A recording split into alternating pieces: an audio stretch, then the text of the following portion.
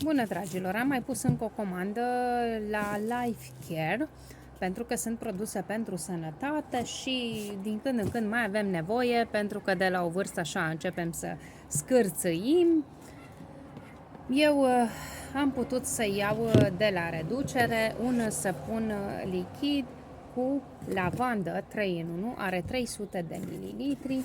Mai am aici tot așa, de la reduceri, omega 3, da, de cardio, un Magic Roll, acesta pentru dureri, este pe comandă, da, masați locul dureros. Acesta este un rol, spun ei, pentru energie, are gheara dracului cu plante bio, spune că are și rosmarin extract, glicerină și așa arată. Este un simplu rol și am văzut că se dă pe zonele dureroase. Mai am aici niște plasturi, da, pentru dureri.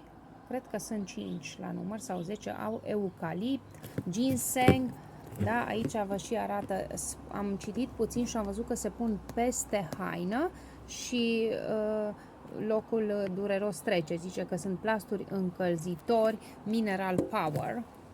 Mai am aici tot așa pentru detoxifiere niște plasturi pentru picioare, sunt cred că 10 bucăți la număr. Atunci mai am cu echinacea și propolis, un supliment pentru copii, o băutură caldă, pentru copii de la vârsta de 2 ani se poate administra.